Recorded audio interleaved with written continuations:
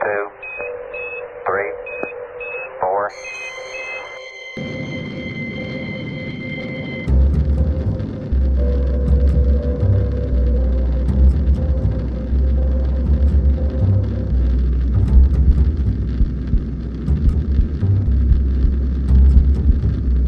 Pulp Culture Cafe presents classic sci-fi.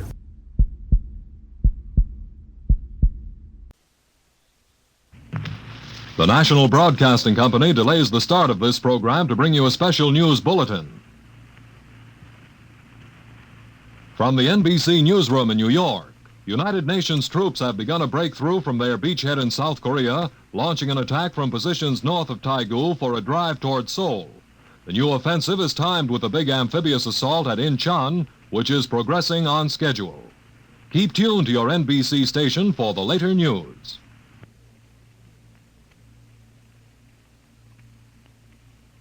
Space, transcribed in future tense. Dimension X.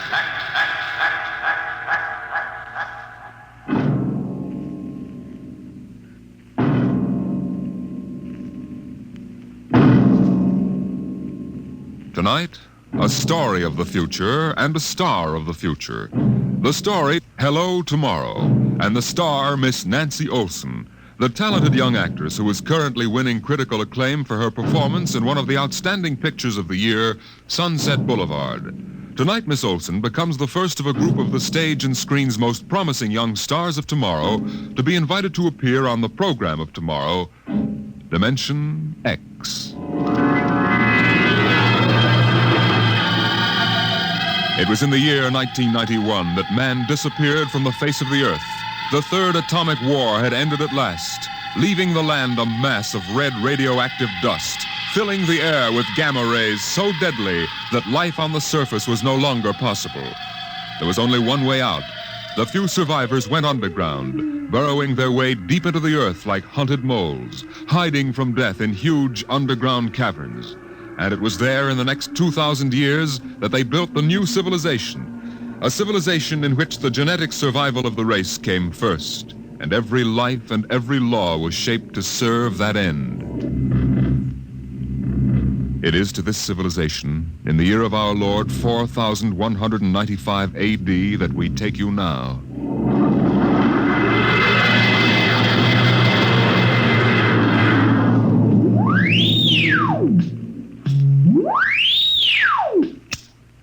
Yes? I have a call from the Director of Emotional Stability for the Third Oblong for Professor Lois Burton at the Institute of Genetics. This is Professor Burton. One moment. Go ahead, sir. Lois? Listen, darling, good news. What? The Genetic Board has approved our application for marriage. Oh, so soon? The tests found our chromosomes perfect. We can marry any time we want. Our offspring should be genetically in the 19th percentile of perfection. What's the matter, dear? Oh, nothing. I'm just sort of breathless. You are happy about it, aren't you, darling? Oh, of course, terribly happy. I'm coming right over to the lab. I have a surprise. Oh, not now, Walter. What? Well, I mean, you'll have to give me some time. Time? What's the trouble? No trouble. It's that genetic survey I've been working on. What about it? Well, I've finally gotten permission to study an actual living case. A specimen of imperfect genetic transmission. Really?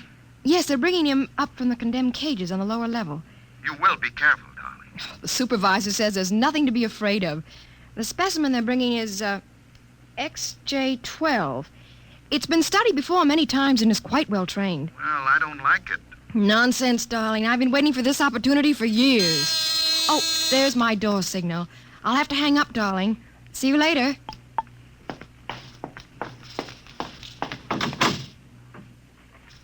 Yes? Professor Lois Burton? Yes? I'm from the Phylogenic Institute, lower level. Oh, then you brought me specimen XJ12. May I come in? By all means. Oh, how? Horrible? It all depends on your viewpoint.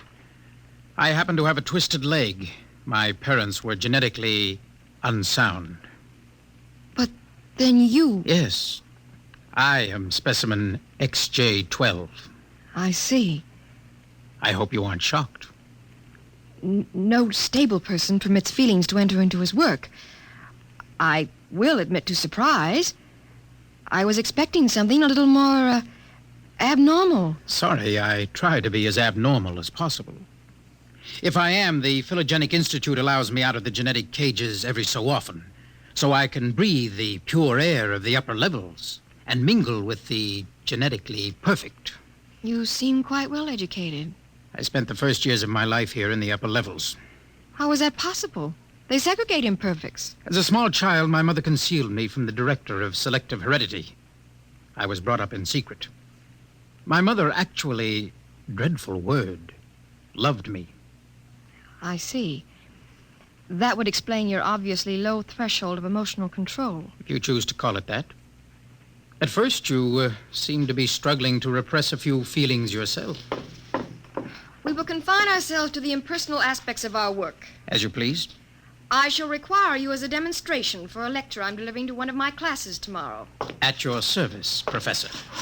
Sit here, please. Grip these electrodes tightly. I'm going to calibrate your electrochemical tension. I'm quite familiar with the procedure. Oh! I realize that as an imperfect, I'm expendable. But I should hate to be electrocuted. The charge is not lethal. Plus 15 surface tension. You know, you have beautiful hair. Plus 12 at a depth of 4 centimeters. Lovely blue eyes. Crystal clear. Plus 10 at 7 centimeters. Pretty. A perfect woman. Lovely, expressive hands. And a heart of stone. Like all the rest of you perfect survival types. Try not to jump, sir, when the current strikes. No feelings. Under control. Passed by the director of emotional stability. Shut up!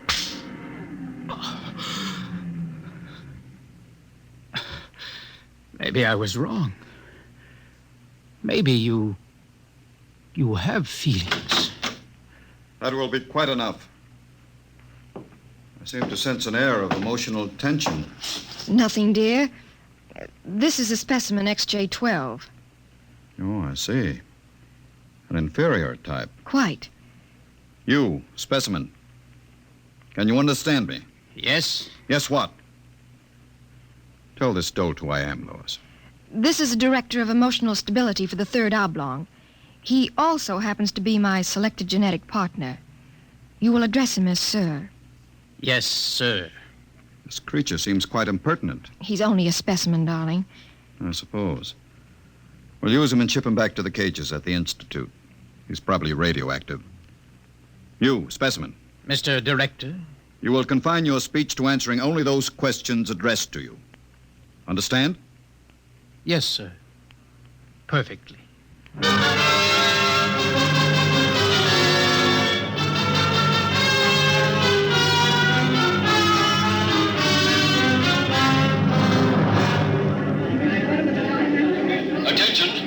Attention. The next demonstration will be conducted by Professor Lois Burton of the Institute of Genetics. Her topic, the probability of radioactive damage in the chromosome heredity of imperfect non-survival types. Professor Burton.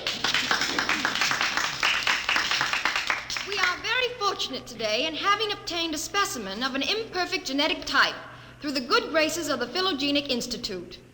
Moreover, this specimen has been trained to tell in his own words about the factors in his upbringing. Specimen XJ12. Thank you. My mother was a psychotechnician in the fifth oblong. My father was a historian specializing in the records of pre-atomic surface culture. In the earthquake of 2170, apparently some hard radiation filtered down through the tunnels and penetrated the fifth oblong. The effect on my hereditary factors is quite apparent in this twisted leg. I appreciate that you do not laugh. Most audiences seem compelled to laugh. Perhaps you are different. If so, perhaps you can be made to understand somehow what it means to be labeled an imperfect. Perhaps in some way I can penetrate the insulation with which the psychotechnicians, the drugs, and the glandular experts have surrounded your emotions. Wait. As Director of Emotional Stability for this oblong, I order you to confine yourself to the subject. My father taught me in the last days before he was executed that every human personality is born with certain inalienable natural rights. The right of free expression, the right to have feelings, and the right to mature, and above all, the right to be different from every other living organism, because every organism is different. I submit to you, distinguished students, that the attempt by this society to abridge these rights is a violation of nature. I say that the imperfects, the mutants, those who are different have as much right to exist and be free as you. I say break open the cages, free my people. Stop him! Give us back the right to be individuals. Stop him! I say... Professor Burton, take this specimen back to your laboratory and confine him. Yes, Mr. Director. You, specimen, go quietly, I warn you. I have nothing but contempt for your warnings. I'll have you destroyed for this. The specimen is unstable. He doesn't know what he's saying. Then get him out of here, quickly. He's an affront to our genetic type.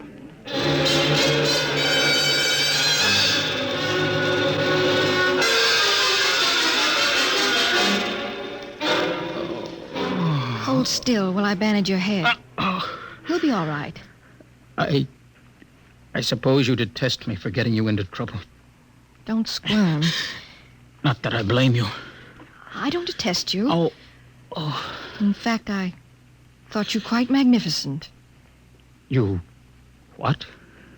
As you spoke, something began to stir in me. You don't hate me? I've never felt so strange. Tell me what you feel. If I moved you, then I must have moved the others, some of them at least. I don't know quite how to explain it. A strange sympathy. Compassion. For some reason, I took pride in what you were doing. Seeing you stand up against them. Why do you look at me like that? Because I can't help it. I wish you wouldn't. You're only an imperfect, you know. You have no rights. Please, XJ12. My name is Oren. Please. Say it. Oren. Oren? Again. Oren. Lois. Oren. Lois, Lois, Lois. What is it? Why do I feel this way? In the cages, they call it love. Love? We have no such concept in the upper levels. You've destroyed it. Would it be correct to say, I feel love for you? It would be correct. I feel love for you. Darling, darling. Lois, what about Walter? You're going to marry him. No. You're genetically suited to each other. I don't care. I won't marry him. There must be some other way. But... Walter! Very touching. Very tender. Walter, how could you spy? In my capacity as Director of Emotional Stability, it is my duty to spy. Specimen XJ12 will be disposed of quite systematically by the state. For the good of the state. For the good of the genetic code. And in the name of emotional stability.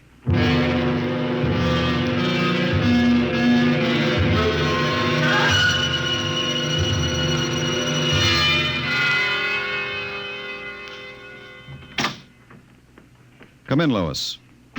I wondered how long it would be before you came to my office. Walter, I have to talk to you. Go right ahead. Walter, you mustn't destroy him. Send him back to the cages, but don't kill him. You speak of destroying an inferior creature as if it was something unethical. Walter, please, for my sake. Lois, I understand that you've entered a plea for postponement of our marriage at the Records Bureau. Yes, I was too upset to go through with it. It came as a great disappointment to me. If you were married to me, you would be safe from influences such as this XJ12. In which case, I might even be persuaded to send him back to the cages instead of having him destroyed. You see? Yes. I see. Think it over. Well, my dear, When can we be married? soon. Tomorrow, if you like. The sooner the better. Lois. Lois, you make me very... What about XJ12? Oh, I see. A bargain is a bargain.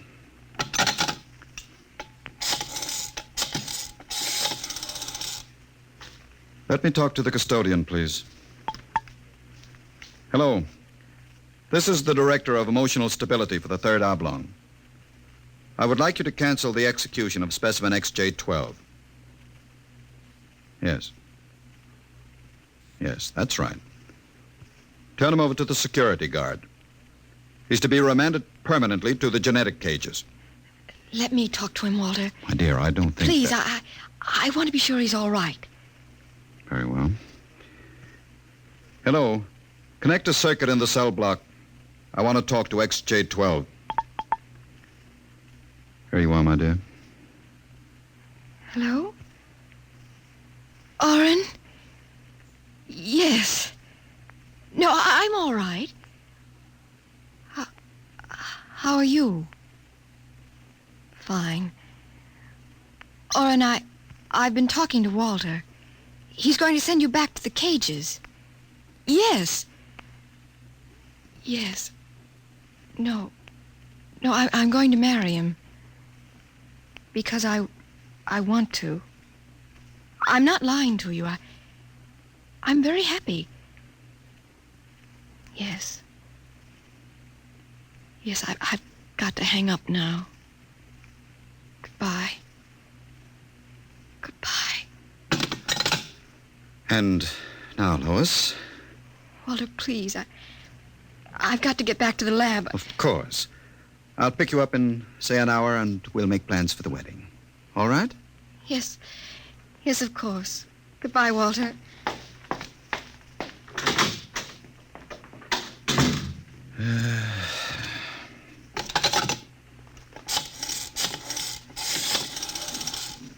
Hello. This is the Director of Emotional Stability again. I want you to cancel that last order. Proceed with the execution, but under conditions of absolute secrecy. No. Don't use the lethal chamber. Take him to the tunnels on the upper level. That's correct. Fine.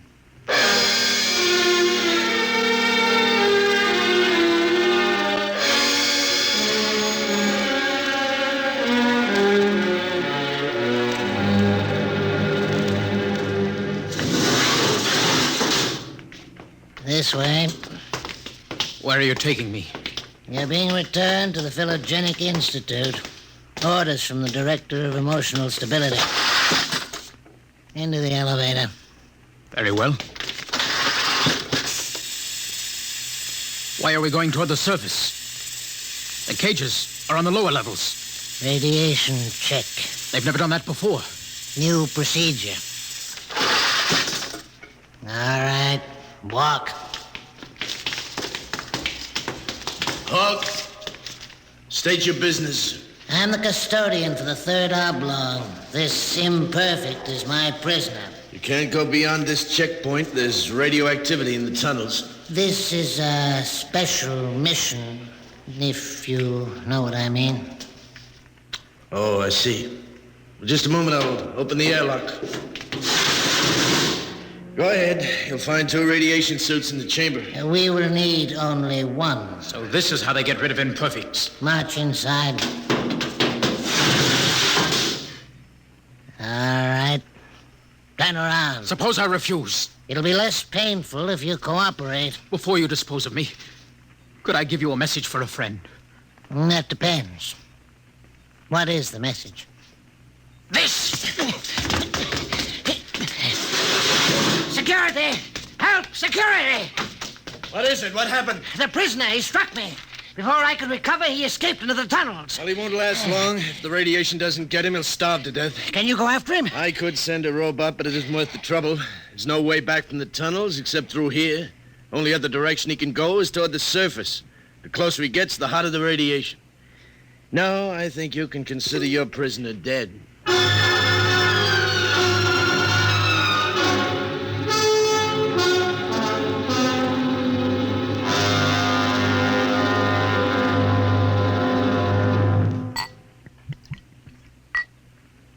wine, my dear? No, thank you, Walter. You look very beautiful, my dear. Very beautiful. Thank you. These hydroponic fruits are delicious, aren't they? Oh, the wedding will just be a small affair. I've arranged for a few friends, the director of endocrine control, the chief of the security guards, one or two assistants to high council members. Walter, Yes? was he returned to the cages? Now, why must you spoil this lovely dinner by bringing that up? Was he, Walter? Well, Was he? well, as a matter of fact, there was a little difficulty. Difficulty? Yes, you see, he escaped. Escaped? He struck a guard and ran off into the tunnels. The tunnels? But that's death. He's free to return any time he chooses. When did it happen? Just a few hours ago, as a matter of fact. Walter, Now, don't become upset again, darling. you planned it, didn't you, Walter? Stability, darling. Stability. Stability. Stability. Is that all I'm to hear from you for the rest of my life? Darling. Here's what I think of stability. Well, we're not to be married. I'd be compelled to turn you over to the endocrine surgeons for doing that. Well, you can go right ahead, because we aren't going to be married.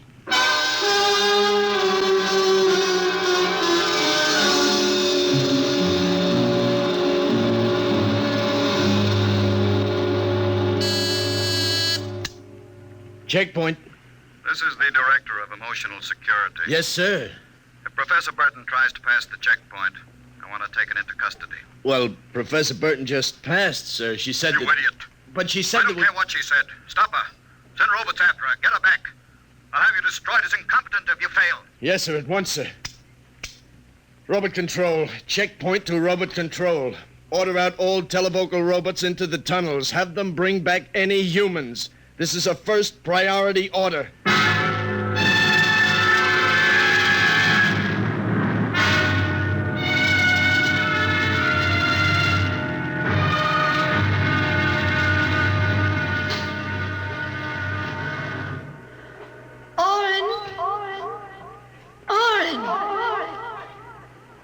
Oren, where are you? Oren. Hello? Oren, it's Lois. This way. Behind the rocks.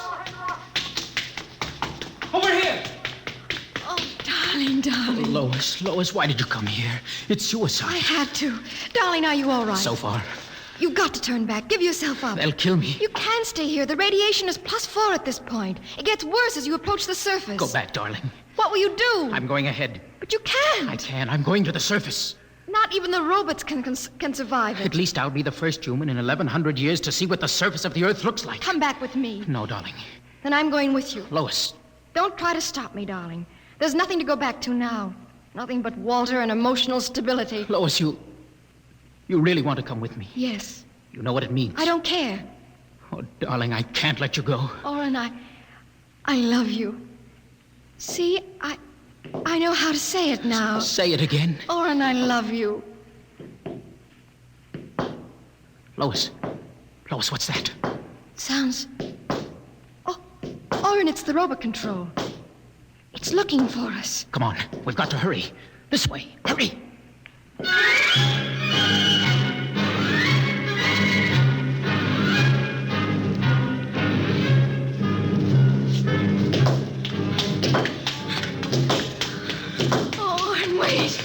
It can't be much further, darling. The robot is gaining. Here, let me help you. I just can't. All right, darling. We'll stop here. We may as well wait for it. Oh, Oren, it's coming. I can see its light now. Darling, listen. It stopped. The lights are swinging around. Oren, it sees us. Come on, darling. One last effort. Come on, run. Look ahead. You can see the lights reflecting from something. It looks like a door. It is. No, it's a heavy lead door. There's a lever. Hurry. Come on through. Lois, there must be some way to close it. Here. Let me help you. It won't get through that. It's solid lead. Oren, where are we? I don't know. Look. Up there. A huge round light.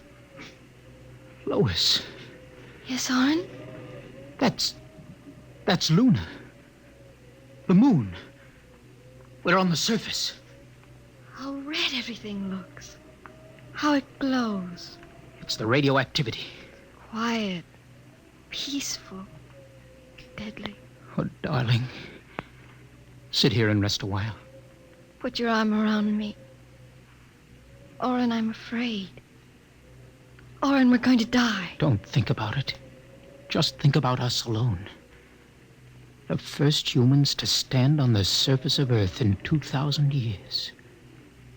Lois, that door must have been placed there by the last handful of survivors who went underground after the atomic wars. Those other lights, the small ones, they must be stars. Oren, I'm so tired. Go to sleep, darling. Put your head on my shoulder and sleep. Hold me, Oren. Hold me very close.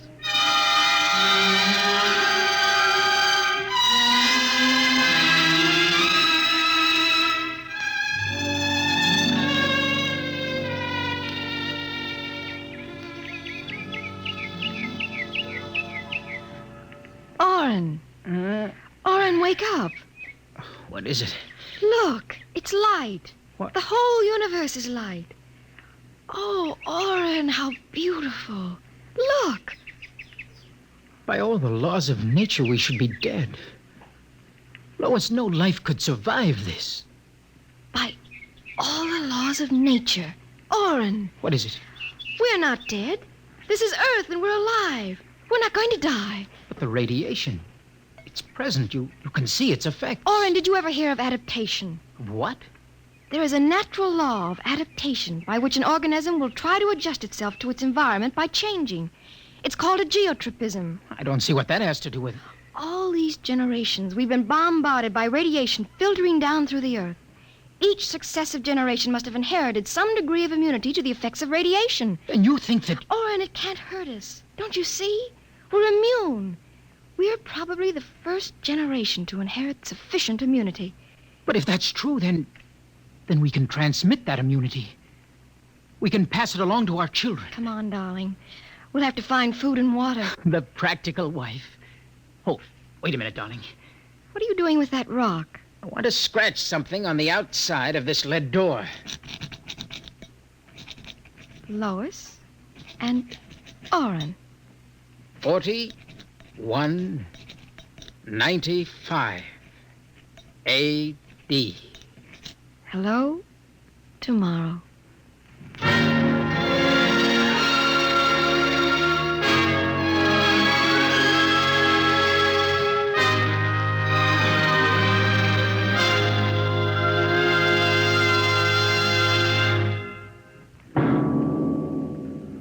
Tonight, Dimension X, the program of the future, has introduced a new star of the future, Miss Nancy Olson. Miss Olson appeared by courtesy of Paramount Pictures and may currently be seen in their production, Sunset Boulevard. Next week on Dimension X, the strange and sinister story of Dr. Grimshaw's Sanitarium. Tonight, Dimension X has transcribed Hello Tomorrow, written by George Lefferts. Appearing with Nancy Olson were Santos Ortega as Walter and Donald Buca as Oren. Your narrator was Norman Rose. Music by Albert Berman, engineer Bill Chambers. Dimension X is produced by Van Woodward and directed by Edward King. Enjoy Bob Hope and Baby Snooks when they return this fall on NBC.